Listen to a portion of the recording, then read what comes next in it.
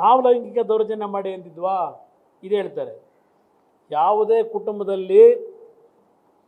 ಕುಟುಂಬದ ತಂದೆ ತಾಯಂದಿರು ಮಕ್ಕಳು ದಾರಿ ತಪ್ಪಬೇಕು ಅಂತಲೋ ಕಾನೂನು ಬಾಹಿರವಾದಂಥ ಚಟುವಟಿಕೆ ಇಟ್ಕೋಬೇಕು ಅಂತ ಯಾವ ತಂದೆ ತಾಯಿ ಯಾವ ಮಕ್ಕಳಿಂದ ಬಯಸಲ್ಲ. ಎಷ್ಟು ನಡೆದಿಲ್ಲ ಇವತ್ತು? ಆ ತಂದೆ ತಾಯಿಗಳು ಮಾಡಿಸಿರ್ತಾರೆ ಅದನ್ನು. ಹೌದಪ್ಪ, ನನ್ನ ಮಗನ ಹೇಳಿದ್ದೇನೆ ವಿಧಾನಸಭೆ ಚುನಾವಣೆ ಇದರಲ್ಲಿ ನಮ್ಮ ಕಾರ್ಯಕರ್ತರ ಸಭೆಯಲ್ಲಿ, ರಕ್ತ ಸಂಬಂಧದಲ್ಲಿ ಮಗ, ಚಿಕ್ಕಪ್ಪನ ಮಗ ಇರಲಿ ದೊಡ್ಡಪ್ಪನ ಮಗ ಇರಲಿ, ಅದನ್ನು ಹೇಳಿದ್ದೇನೆ. ನಾನು ಕದ್ದೇಳಿದ್ದೇನೆ, ಇಲ್ಲ ಅಂತ ಹೇಳ್ತೇನೆ. ಇಲ್ಲಿ ಪ್ರಶ್ನೆ ತಪ್ಪಾಗಿದ್ರೆ ಸರಿಪಡಿಸ್ತೀನಿ ಅಂತ ಹೇಳಿದ್ದೇನೆ. ಅವನು ಯಾವನೋ ಡ್ರೈವರ್ ಇದ್ನಲ್ಲ ನನ್ನ ಹತ್ರ ಬಂದವನ ಯಾವತ್ತಾದರೂ? ಆ ಡ್ರೈವರ್ ಅವನ ಹತ್ರ 14 ವರ್ಷದಿಂದ ಕೆಲಸ ಮಾಡ್ತಿದ್ದೀವಿ ಅಂತ ಹೇಳಿದ್ನಲ್ಲ, ಒಂದು ದಿನ ಬಂದು ನನ್ನ ಹತ್ರ ಈ ರೀತಿ ಘಟನೆ ಇದೆ ಅಂತ ಹೇಳಿದರೆ ಅವತ್ತೇ ಆ್ಯಕ್ಷನ್ ತಗೋತಿದ್ದು ಏನು ಮಾಡಬೇಕು ಅಂತ ಹೇಳಿ.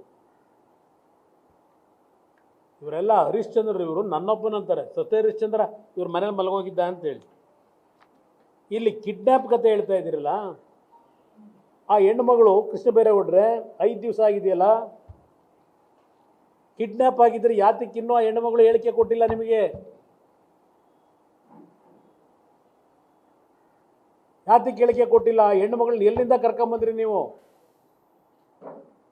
ಏನು ಪೊಲೀಸ್ನವರು ಅಲ್ಲೆಲ್ಲೋ ತೋಟದ ಮನೆಯಿಂದ ಕರ್ಕೊಂಬಂದ್ರಾ? ಪೊಲೀಸ್ನವ್ರಿಗೆ ಎಲ್ಲಿ ಸಿಕ್ಕಿದ್ದು ಆ ಹೆಣ್ಣುಮಗಳು? ಇಲ್ಲಿವರೆಗೆ ಯಾತಕ್ಕಾಗಿಲ್ಲ ನೀವು? ಇನ್ನೂ 164 ಸ್ಟೇಟ್ಮೆಂಟ್ ಯಾಕೆ ತಗೊಂಡಿಲ್ಲ ಹೆಣ್ಮಗಳಿಂದ? ಕೋರ್ಟ್ಗೆ ಯಾಕೆ ಸಬ್ಮಿಟ್ ಮಾಡಿಲ್ಲ?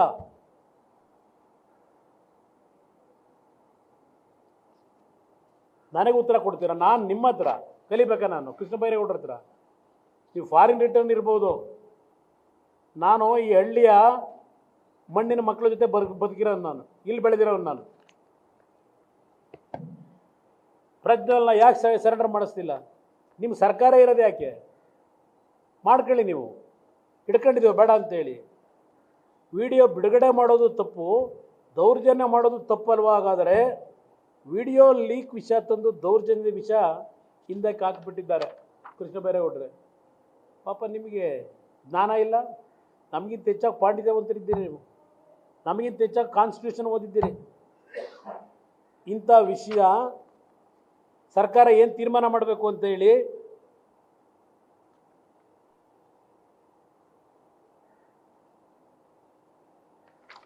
ಏನು ಮಾಡಬೇಕು ಅಂತ ಹೇಳಿ ಇಂಥ ಪ್ರಕರಣಗಳ ಬಗ್ಗೆ ಇಲ್ಲಿ ನಮ್ಮ ರಾಜ್ಯದ ಹನುಮಂತರಾಯ, CH ಹನುಮಂತರಾಯ ಅವರು ಬಿಡಿಸಿ ಬರೆದಿದ್ದಾರೆ. ಇಲ್ಲಿ ಬಿಡಿಸಿ ಬರೆದಿದ್ದಾರೆ. ಅವ್ರು ಏನು ಹೇಳ್ತಾರೆ? ಈ ಪ್ರಕರಣದಲ್ಲಿ ಕೆಲವರು ನಡೆದುಕೊಂಡಿರುವ ಹಾಗೂ ನಡೆದುಕೊಳ್ಳುತ್ತಿರುವ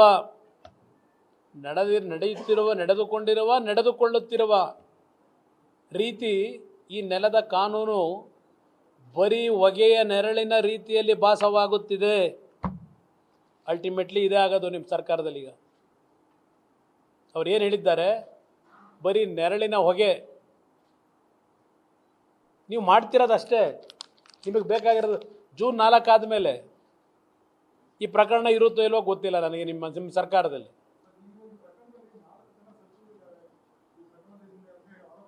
ಯಾರು?